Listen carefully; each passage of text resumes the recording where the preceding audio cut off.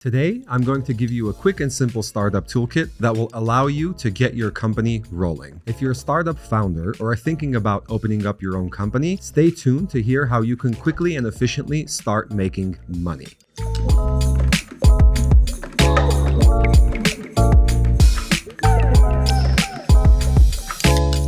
I have worked in over 30 countries and have successfully launched businesses and brands across a variety of different industries, from beer to dairy to tech. Although every startup is different and unique in its own way, there are many similarities and challenges they face. One thing I've learned is that no matter where you are and what industry you are launching your company, there are tools that can help you get up and running in no time. I will list off the actual products and services we are currently using, and I don't take this list lightly. We've tried many different options for each area of our business and ultimately landed on the ones in this toolkit. Of course, there are many different alternatives in the market, but this is the list what we believe to be the best, especially if you're a startup. All of the products will be listed in the description below. Without any further ado, here's my checklist for starting a company. Let's start with business tools and services. Financial or banking services for US-based companies. I prefer to stay with Mercury or Brex. At this moment, we're also using SVB. Overall, SVB is fast and customer service is very responsive, but they charge $100 to $200 a month for a variety of odd fees. Mercury and Brex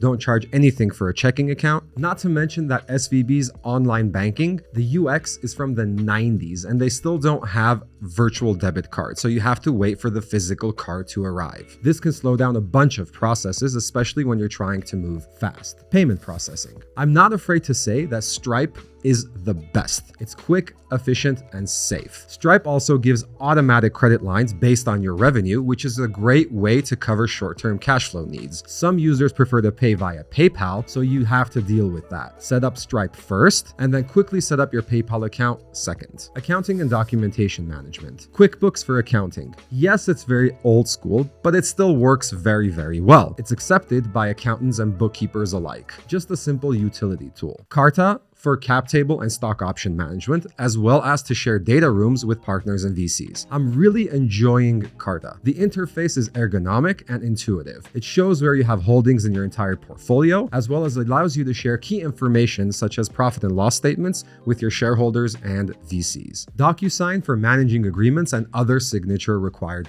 documents. Once again, a quick and easy utility tool. When you have a board and your startup needs 4 or 5 signatures to close a deal, DocuSign gets this done within minutes. Task management and collaboration tools. Our team is working with ClickUp and Slack, and we are not using any other project management or collaboration tools within the company. When it comes to task management and collab tools, our strategy has always been to keep it simple. Teams hate it when they have to spend time doing their job and then spend more time filling out an online form telling everybody that they did their job. You want something that's organically fits your workflow. Our team found that ClickUp for task management and Slack for collaboration was the simplest and they love it. Affiliate management. This one can wait as a second priority based on what your growth strategy is. If you're using affiliate marketing or plan to in the future, then you're gonna need an affiliate management tool. We ended up using Impact. Not so cheap, but it's very reliable, and at the same time, it's accepted by all affiliates and influencers. The key is that Impact processes the payments, sort of like an escrow account. So affiliates and influencers are comfortable knowing that when they sell your product,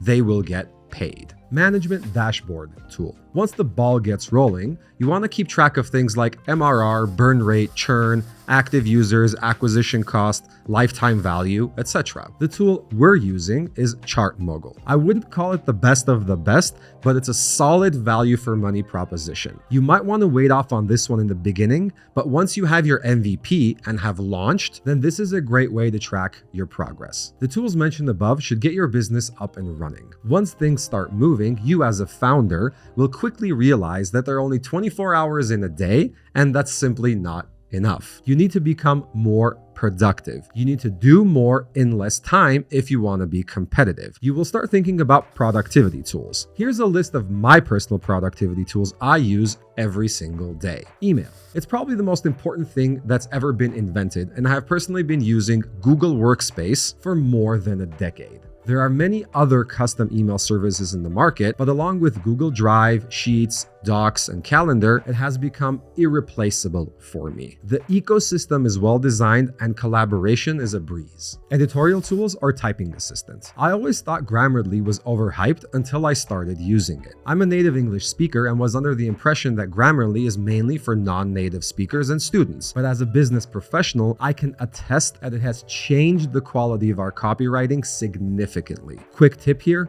make sure you use the Chrome extension. It's simply awesome. Meeting Scheduler. I prefer Calendly and can't imagine any other way to schedule online or offline meetings. One link, one click solution, and because it's already integrated with my Google Calendar and Zoom, it makes it that much easier. Conference calls. I think no surprise here, I use Zoom. I know there are die-hard Google Meets and Microsoft Teams people out there, but Zoom is just a no-brainer for me. Taking notes. Maybe years ago, I switched from pen and paper to Evernote. Then I tried out Notion, but I guess I'm a bit old school here and went back to pen and paper. I like having a small notebook with me, but for note-taking, to each their own. Last but not least, the third checklist you will need is for your company's digital presence. You have to open and maintain your social media pages, your traffic counters, etc. Here's my digital presence checklist. Build your social presence. Make sure to create company pages on all main platforms and place your website links on each of them. If you're not going to actively use that platform in the short run, this will reserve your username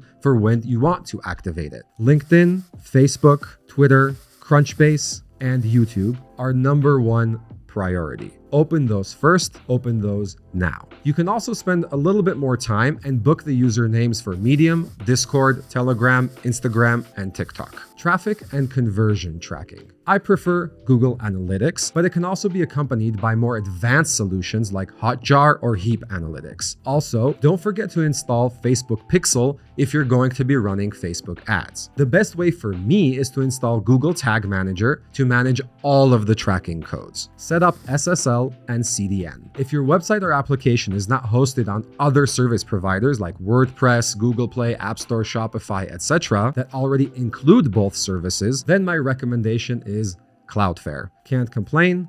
Great utility tool. Track your website search performance in Google. Add your website to Google Search Console and monitor the performance of your pages and keyword rankings in Google Search. Monitor your website and critical services availability. It might sound a bit subjective, but I would recommend using our company's website monitoring tool, Hexameter. But of course, there are many other players in the market. A website monitoring tool simply provides peace of mind. At some point, you're going to have all of the services I mentioned above, so might as well have a checklist. The list I mentioned is a distilled version of the specific products and services I have come to rely on, but of course, there's many alternatives to fit your needs. What products are you using?